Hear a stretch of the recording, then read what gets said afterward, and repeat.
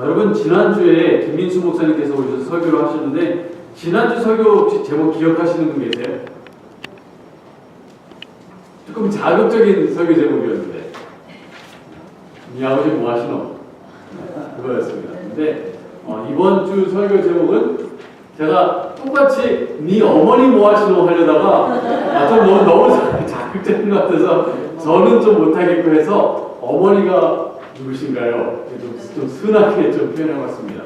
지난주에는 사실 무슨 설교를 하시는지 제가 듣지 못해서 무슨 내용이었는지는 모르겠습니다만 지난주에는 아버지가 누구신지에 대해서 생각을 했다면 이번 주에는 어머니가 누구신가에 대해서 좀 생각해 보겠습니다. 저희가 갈라디아서 말씀을 공부하겠습니다. 다시 갈라디아서 4장 말씀을 펴서보겠습니다. 먼저 어제 공부한 내용을 잠깐 복습을 하고 오늘 말씀을 들으시면 더 이해가 잘 될 것 같아서 복습을 좀 하도록 하겠습니다. 먼저 저희가 갈라디아서 3장의 내용을 보면서 우리가 믿음이 오기 전에 무엇 아래 있다고 저희가 배웠죠? 율법 아래에 있었다라고 갈라디아서 3장 23절의 이야기를 하고 있습니다. 그런데 이 율법 아래에 있다는 것이 다른 표현으로는 무엇 아래에 있는 것이죠? 죄 아래에 있는 것이 바로 율법 아래에 있는 것이다라고 저희가 배웠습니다. 왜냐하면은 이 율법 아래에 있는 것은 믿음이 오기 전의 상태입니다. 즉 다른 말로 하면 믿음이 없는 상태입니다. 그런데 로마서 14장 23절은 말하기를 믿음으로 한 것이 아니면 다 뭐라고 그러셨어요? 다 죄다라고 말씀하셨어요. 그래서 율법 아래에 있다는 것은 율법을 지켜야 되는 상태라는 것이 아니라 율법을 지킬 수 없는 상태라는 것입니다. 사실 죄 아래에 있기 때문에 율법을 아무리 지키려고 해도 내가 죄된 속성을 가지고 있기 때문에 율법에 불순종하는 죄 아래에 깔려서 살고 있다는 게 거기 갇혀서 살고 있었다는 것입니다. 그런데 믿음이 들어오고 나서 무엇을 얻게 되는가 하면 자유를 얻게 되었어요. 무엇으로부터의 자유인가? 율법을 지키는 것으로부터의 자유인가? 아니. 율법을 못 지키던 것으로부터 자유를 얻게 됩니다. 원래는 내가 막 하려고 해가지고 믿음이 오기 전에 내 스스로의 능력으로 하려고 하는데 율법을 지킬 수 있어요? 없어요? 없어요. 왜요? 죄 안에 갇혀있기 때문에 지킬 수가 없어요. 내가 믿음으로 들어가니까 누가 내 마음에 들어오시냐면 성령님께서 들어오시게 됩니다. 그래서 무슨 자유를 얻게 되는가 하면 그 이전에는 내가 율법을 지키지 못하던 사람이 마음적으로 심적으로 정말 하나님께서 원하시는 대로 율법을 지키지 못하던 사람이 성령님께서 들어오시니까 어떻게 하게 되는 거예요? 죄로부터의 자유를 얻어서 죄의 억압으로부터의 자유를 얻어서 하나님께서 원하시는 삶을 살 수 있게 되었다는 거죠. 자, 그럼 갈라디아서 4장 2절에 이렇게 말씀하십니다. 3절입니다. 죄송합니다. 아직까지는 어제의 말씀을 복습입니다. 4장 3절 이와 같이 우리도 어렸을 때에 이 세상의 초등 학문 아래에 있어서 종노릇하였는데 이것은 믿음이 오기 전의 상태입니다. 우리가 세상 학문대로 우리가 초등 학문에 따라서 살아왔는데 자 이제 9절 말씀으로 넘어가겠습니다. 8절부터 보겠습니다. 그러나 너희가 그때에는 하나님을 알지 못하여 본질상 하나님이 아닌 자들에게 종노릇하였는데 이제는 너희가 하나님을 알 뿐 아니라 더욱이 하나님이 아신 바 되었는데 어찌하여 다시 약하고 천박한 초등학문으로 돌아가서 다시 그들에게 종노릇하여 하느냐. 사도 바울은 이게 이해가 안 간다는 거예요. 믿음이 없는 상태를 가리켜서 초등학문에 따라서 생활을 했고 그 이후로 치면은 완전히 다른 차원의 세상으로 들어가게 되는 것입니다. 그 이후는 영적으로 치면 마치 최고의 석학으로부터 최고의 학자로부터 교육을 받은 박사학위를 받은 거랑 마찬가지. 그 이전 상태는 뭐예요? 초등학문. 지금으로 치면은 프리스쿨 상태인데 그냥 프리스쿨도 아니라 미허가 프리스쿨이에요. 말하자면 영적으로 봤을 때 영적인 박사 학위를 받은 사람이 계속해서 뭐로 돌아가려고 하냐면은 이 프리스쿨 상태로 돌아가려고 하는 것이 사도 바울은 이해가 안 가는 것입니다. 자유를 얻은 사람이 왜 자꾸 종의 상태로 돌아가려고 하는지 사도 바울은 그게 너무너무 안타까워요. 여기 짚고 나누시고 골로새서 말씀 보겠습니다. 갈라디아서에서 새 책 뒤로 가면은 새 책을 갈라디아서, 에베소, 빌립보서, 골로새서 새 책을 넘기시면은 골로새서로 가게 되는데 골로새서 2장 6절부터 8절의 말씀을 보겠습니다.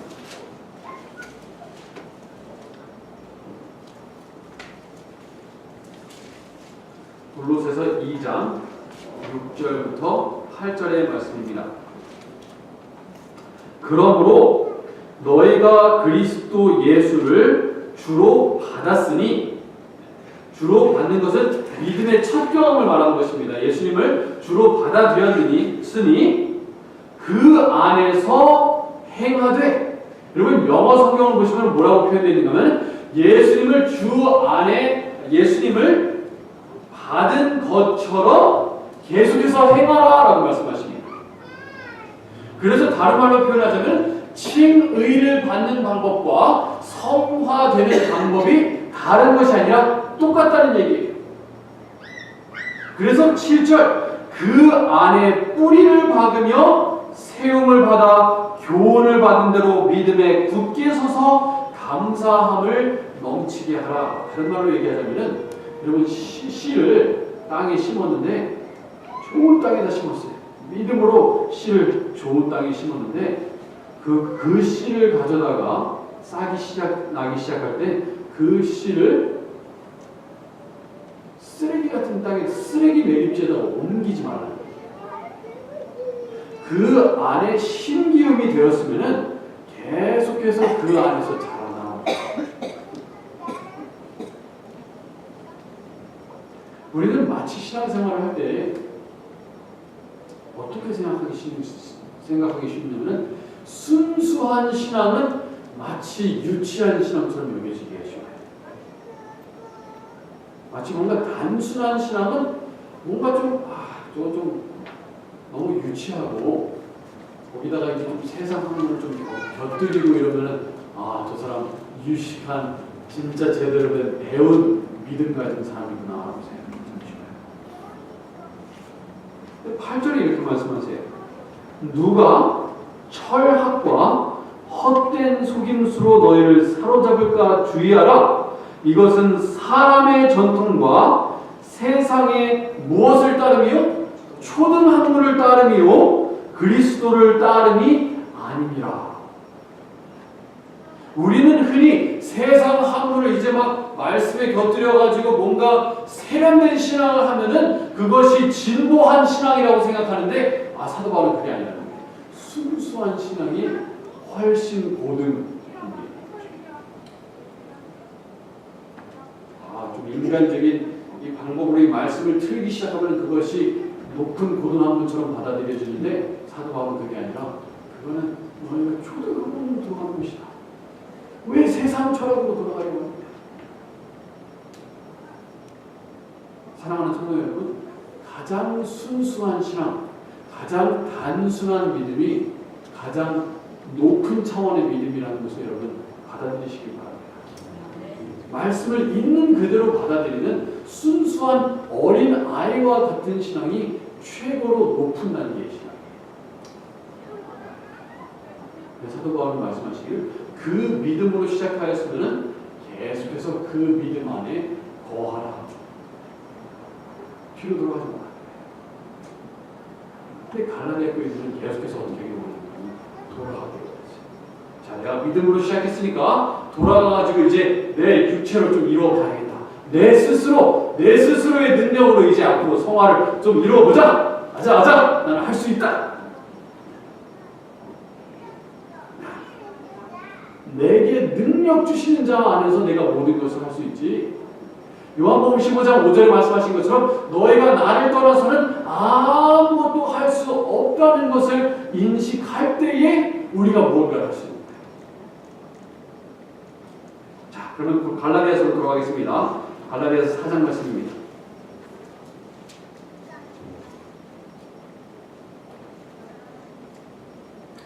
4장 14절부터 보겠습니다. 12절부터 15절 말씀입니다. 여기 보시면은 12절부터 15절 보시면은 이 사도 바울과 갈라디아 교회가 갖고 있던 애틋한 관계가 나와 있어요. 정말 애틋한 관계인데 12절 형제들아 내가 너희와 같이 되었은즉 너희도 나와 같이 되기를 구하노라. 너희가 내게 해롭게 하지 아니하였느니라.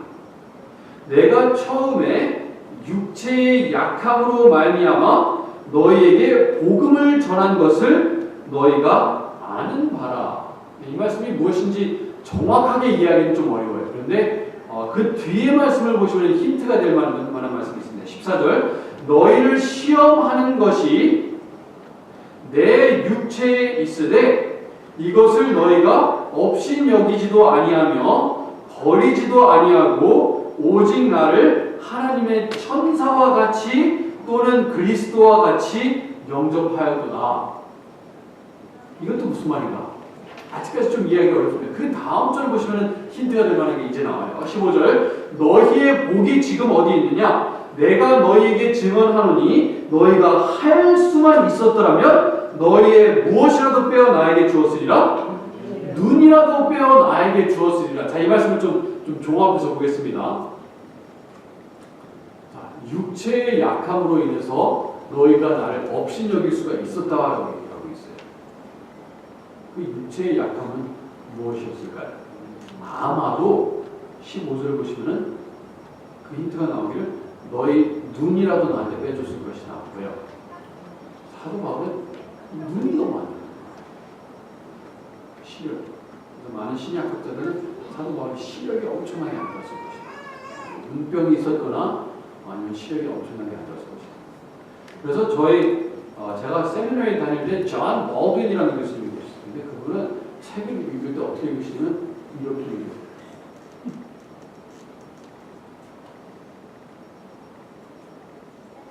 근데 사도 바울이 말씀하시기를 내가 이렇게 성경 읽을 때 너희들이 나 보고 비웃을 수도 있었지만 너희들은 괜찮았다.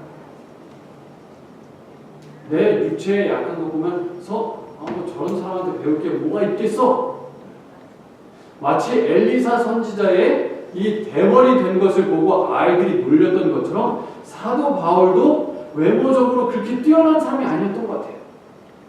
그래서 내가 내 육체를 보고 내 겉모습 보고 너희들이 나를 무시하려면 얼마든지 무시할 수 있었겠지만 너희는 그렇게 하는 것이 아니라 실제로 너희가 너희의 안구를 꺼내서 나한테 이식시켜 주려고 한다면 줄 수 있다면 실제로 그렇게 했을 만큼 너희들은 나를 존중해 줬다. 상호간에 나도 너희를 그렇게 사랑했고 너희도 나를 그렇게 사랑했다. 저희가 연합에 대해서 교과 공부를 통해서 배우고 있는데 우리 교회가 이랬으면 좋겠어요.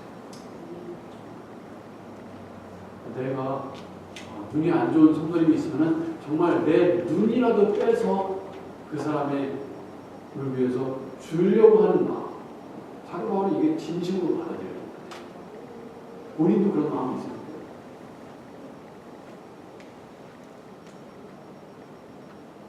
자, 그러면서 계속해서 말합니다. 그렇게 사랑하는 교회인데 20절 말씀입니다. 내가 이제라도 너희와 함께 있어 내가 어떻게 하려고 한다 이제? 내 언성을 높이려 함은 너희에 대하여 의혹이 있음이라. 사도 바울이 그 앞의 내용으로 이제 자기가 얼마나 이 교회를 사랑하고 그 교회가 자기를 사랑했는지를 다 표현하고 나서 말합니다. 이제 여러분들한테 좀 소리를 치면서 말하겠습니다. 중요한 얘기라는 거예요. 왜 자꾸 초등학문으로 돌아가려고 하십니까? 높은 차원의 신앙인 순수한 믿음을 가졌던 여러분이 왜 자꾸 세상 학문과 곁들여서 말씀을 이해하려고 하시고 말씀을 보려고 하시고 왜 자꾸 자기의 육체로 자랑하는 상태로 돌아가려고 하시니까 절대로 그러지 마십시오. 언성을 높이면서 그렇게 너무너무 답답한 사도 바울의 마음입니다.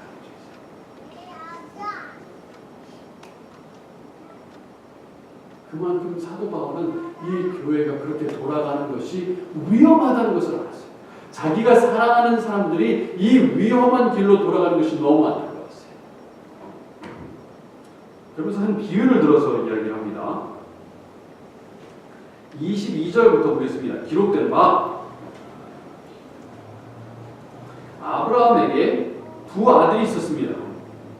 하나는 여종에게서 태어났고 하나는 자유 있는 여자에게서 자유 부인에게서 낳았다 하였으며 여종에게서는 육체를 따라서 낳고 자유 있는 여자에게서는 약속으로 말미암았다라고 얘기하고 있어요. 이게 누구의 얘기입니까? 아브라함의 이야기입니다. 창세기로 넘어가겠습니다. 여러분 책꽂이 갈라디아서 꽂아놓으시고 창세기 15장 말씀을 보겠습니다.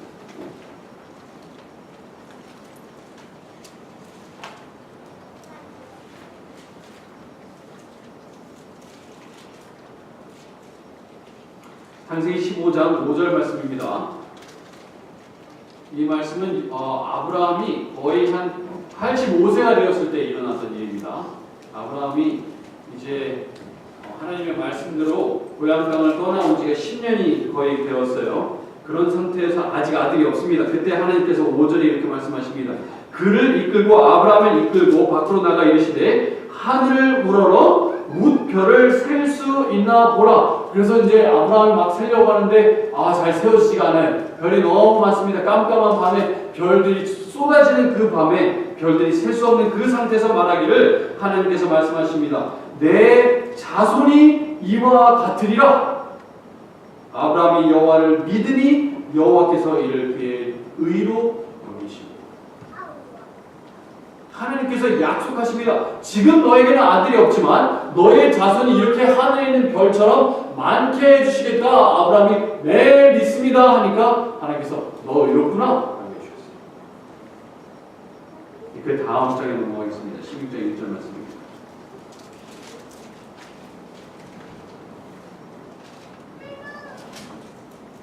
아브라함의 아내 사레는 출산하지 못하였고 시간이 지나도 아이를 낳지 못했습니다. 그에게 한 여종이 있으니 애굽 사람이요 이름은 하갈이다. 사레가 아브라함에게 이르되 여호와께서 내 출산을 허락하지 아니하셨으니 원하건대 내 여종에게 들어가라. 내가 혹 그로 말미암아 자녀를 얻을까 하노라 하매 아브라함이 사레의 말을 들으니라.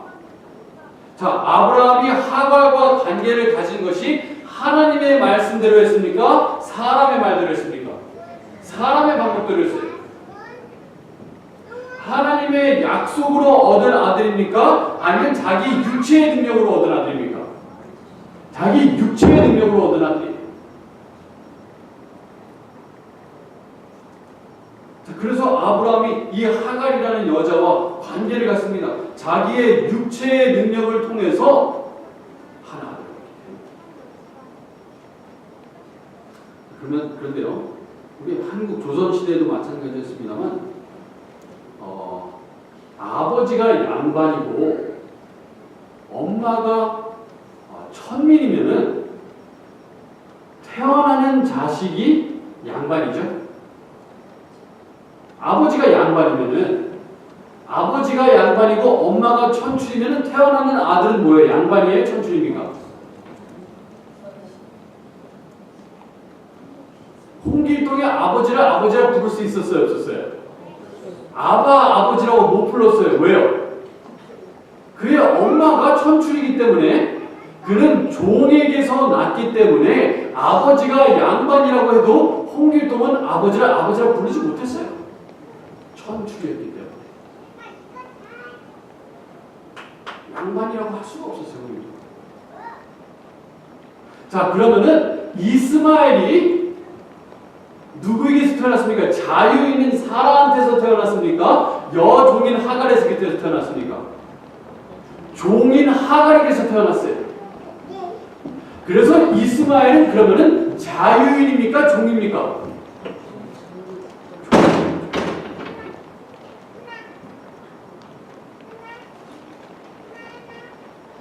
자, 이삭은 그러면 어떻게 태어났나요? 이삭은 지금 아브라함이 자기의 육체의 능력과 사라의 자기의 육체의 능력으로 태어났습니까? 자기의 육체의 능력과는 상관없이 하나님의 약속 때문에 태어난 아이입니까? 이삭은 하나님의 약속 때문에 태어났습니다.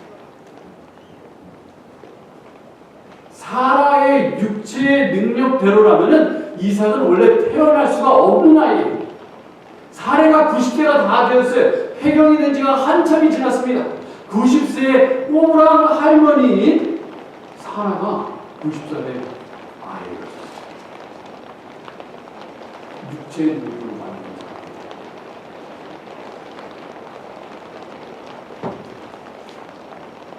그래서 갈라디아서 4장을 들어가시면 이제 갈라디아서 4장이 이제 이해가 되기 시작합니다. 갈라디아서 4장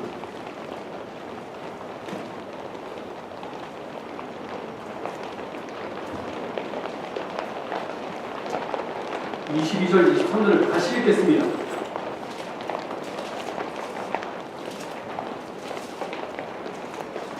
갈라디아서 4장 22절입니다. 기록된 바 아브라함에게 두 아들이 있는데 하나는 여종에게서 태어났고 하나는 자유 있는 여자에게서 났다 하였으며 여종에게서는 무엇을 따라서 났어요? 육체를 따라 자기의 육체의 능력으로 태어났고 자유 있는 여자에게서는 무엇 때문에 태어났어요? 약속, 하나님의 말씀 때문에, 믿음 때문에 태어나나요? 즉, 이 얘기는 지금 무슨 비유를 들어서 하는 얘기인가면 우리가 내 육체의 능력대로 하나님 앞에 무엇을 내세우려고 하면은 우리는 무슨 상태라는 거예요? 종이라는 거예요. 종, 노예라는 거예요. 이스마엘이 무엇에 따라 났어요? 육체에 따라서 났어요. 그렇기 때문에 이스마엘은 뭐예요? 약속으로 태어난, 말씀 때문에 태어난, 믿음 때문에 태어난 아들이 아니라 육체 때문에 태어난 아들이 육체입니다. 그래서 우리가 하나님 앞에 무엇이라도 내세울 공이 있다라고 마음을 생각하는 순간 우리는 무엇이 되냐면은 죄의 종이 되어버린 거예요. 내가 다른 사람과 내 자신을 비교하면서 내가 잘난 것이 있다라고 생각하는 순간 나는 무엇이 되는가 하면 종이 되는 순간입니다. 그런데 믿음으로 인간의 자랑을 띠끌에 내려놓고 내가 아무것도 할 수 없고 하나님께서만 이룰 수 있다라고 생각하는 그 순간은 나는 무엇이 되는가 하면 자유인 겁니다. 자유로워.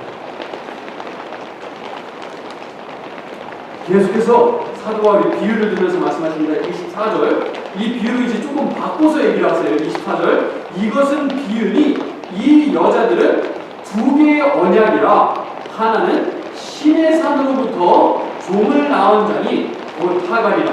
이 하갈은 아라비아에 있는 신의 산으로서 지금 있는 예루살렘과 같은 곳이니 그가 그 자녀들과 더불어 종으로 타고 오직 위에 있는 예루살렘은 자유자니 곧 우리의 어머니라. 그러니까 두 개의 산을 두 개의 장소를 비교하면서 얘기하고 있습니다. 한 장소는 어딘가 하면 신의 산을 얘기하고 한 장소는 시온산을 얘기하고 있습니다. 신의 산의 정신은 종의 정신이라고 얘기하고 있습니다. 하갈의 정신이다. 자, 무슨 얘기인가? 그럼 책꽂이 꽂아놓으시고 출애굽기 19장으로 돌아가겠습니다. 출애굽기 19장입니다.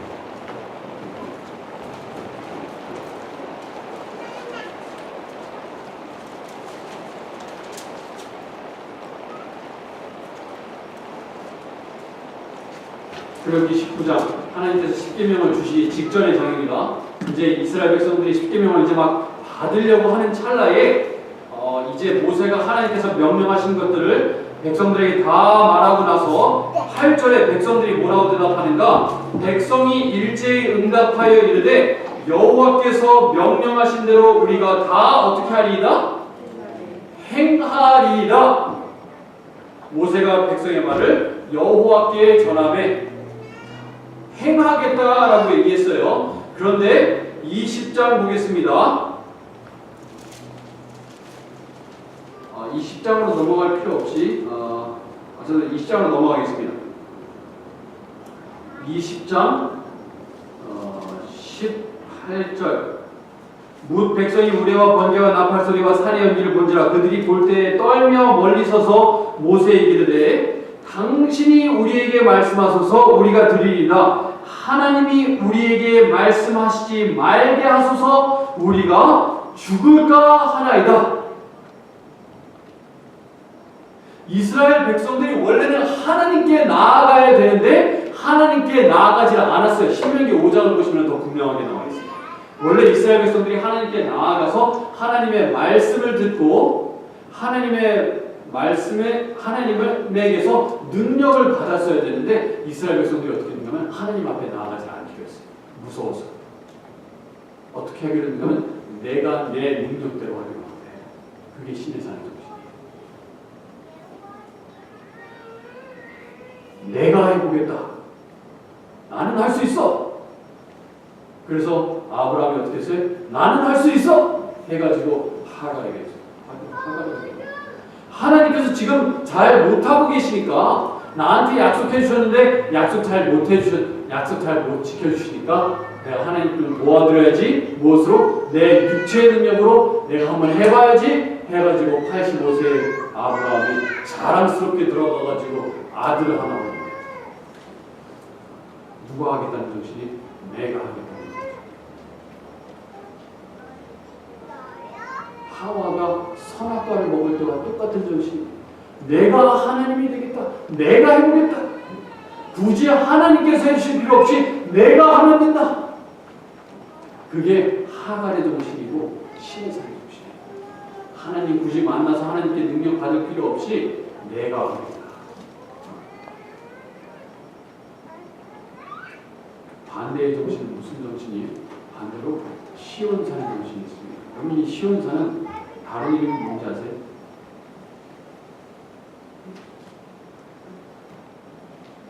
시온산이 어디에 있는 산이었나요? 시온에 있었겠죠? 시온이 어딘가요? 시온은 예루살렘이에요.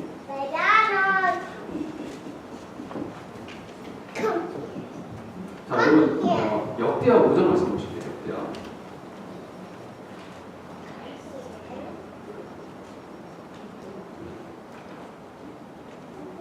5장 역대하 3장인 것 같은데 죄송합니다. 역대하 3장 1절 말씀입니다.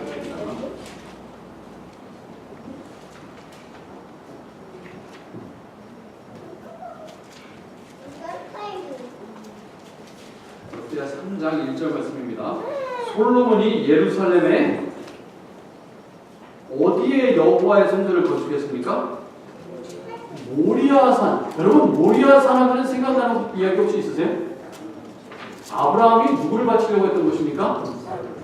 이삭을 바치려고 하던 것이에요. 자, 역대하 그럼 5장으로 가겠습니다. 역대하 5장 2절 말씀입니다. 이에 솔로몬이 여호와의 언약궤를 다윗의 성이 어디죠? 예루살렘. 곧 어디에서부터? 시온에서부터. 예루살렘의 다른 이름이 시온입니다. 시온의 정신은 곧 무엇의 정신인가 하면 모리아산의 정신이에요. 모리아산 정신. 자, 그럼 모리아산의 정신은 무엇인가? 아브라함이 모리아에서 산에서 어떻게 했어요? 자기의 인생의 가장 최고의 자랑거리인 이삭을 어떻게 했습니까? 티끌을 내려준 거죠. 자기가 어디에 가면 이 지갑을 꺼내가지고 지갑에 있는 아들 사진 보여주면서 내 최고의 자랑거리 내 아들 보세요. 그랬던 이삭을 티끌어내는 장소가 어딘가 하면 바로 모리아 산입니다. 그 두 산을 비교하고 있어요. 신의 산의 정신은 내가 해보겠다, 나는 할 수 있다 하는 정신이 있고, 모리아 산을 올라가면서 아브라함이 이삭에게 뭐라고 얘기했습니까? 이삭이 아버지에게 묻습니다. 아버지, 장작은 있는데 양이 없습니다. 그랬더니 아브라함이 뭐라고 얘기했나요? 여호와께서 준비하실 것이다. 하나님께서 준비하실 것이다. 나는 못하지만 하나님께서 해주십니다. 여러분, 우리는 언제 자유를 누리게 되냐면 내가 할 수 없다라는 것을 느끼고 온전히 주님께 맡길 때 그제서야 우리는 자유를 누리는 것입니다. 내가 할 수 있다라고 생각하는 그 순간, 내가 다른 사람보다 조금 잘났다는 것을 보는 그 순간 우리는 뭐 하게 되는가 하면 우리 손에 수갑채우는 거예요. 마치 이스라엘 백성들이 애굽에서 종되었던 애굽에서 나오고 나서 어떻게 하기를 원했냐면 자꾸 애굽으로 돌아가기를 원했어요. 무슨 근성이 있어서? 노예 근성이 있어서, 식민지 근성이 있어가지고 어떻게 하는 거예요? 자꾸 돌아가려고. 그게 편한 거예요. 심리학에서는 그걸 스톡홀름 신드롬이라고 하는 구조라고 알고 있습니다. 인질로 잡혔던 사람이 아니면 유괴되었던 사람이 자기를 유괴한 유괴범에게 동정심을 하게 됩니다. 그 사람을 이해하게 되고 그 사람을 사랑하게 되는 경우가 있어요. 자기의 유괴범. 속박되어 있다고 생각이 들어요.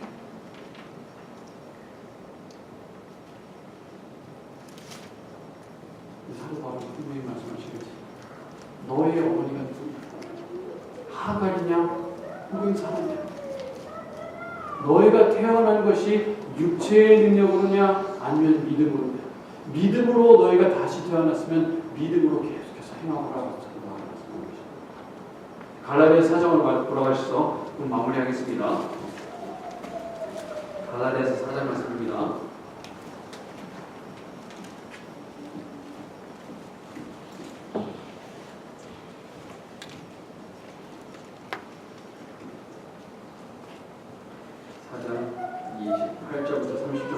형제들아, 너희는 이삭과 같이 약속의 자녀라. 하나님의 말씀에 의해서 믿음에 의해서 태어난 자녀라. 그러나 그때에 육체를 따라난 자가 성령을 따라난 자를 박해한 것 같이 이제도 그러하도다. 이스마엘이 이삭을 어렸을 때부터 막 괴롭혔다고 창세기 20장에 나와 있습니다. 마찬가지로 우리가 믿음 따라서 살면은 박해당하는 거예요. 그리고 그 믿음을 흔들게 하기 위해서 사단은 계속해서 공격할 것을 얘기하고 있습니다. 하지만 30절, 그러나 성경이 무엇을 말하느냐? 여종과 그 아들을 어떻게 하라? 내쫓으라. 그런 생각을 계속해서 마음속에서 내쫓으라는 얘기입니다. 이 교회에서 육체대로 사는 사람들을 내쫓으라 그 얘기가 아니라 그 사상을 우리가 내쫓아야 된다는 것입니다. 여종의 아들이 자유 있는 여자의 아들과 더불어 유업을 얻지 못하리라 하였느니라. 두 가지 생각이 공존할 수 없다는 거예요.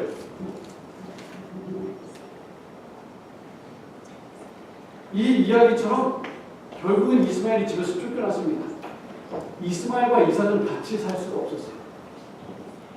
믿음과 내 자랑이 공존할 수가 없었어요. 내 육체의 능력과 육신의 능력과 하나님의 약속의 능력이 공존할 수는 없어요. 둘 중에 하나를 선택해야 됩니다. 내 어머니를 하갈로 삼고 내가 이스마엘로 살아갈 것인가? 아니면 내 어머니를 사라로 삼고 이삭으로 살아갈 것인가?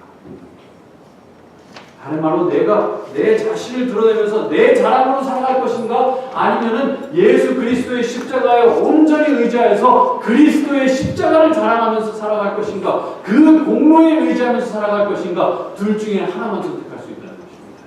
중간은 없습니다. 둘 다를 선택할 수는 없어요. 오늘 이 시간 그리스도의 공로에 전적으로 의지하는 신이 여러분과 제가 되길 바랍니다. 그럴 때에 내 자신을 더 드러낼 수 없어요. 그럴 때에 내 자신은 다른 사람보다 더 나을 수 없습니다. 왜요?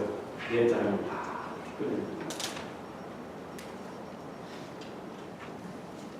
내가 할 수 없는 그것을 하나님께서는 할 수 있다고 인정하는 그것이 됩니다.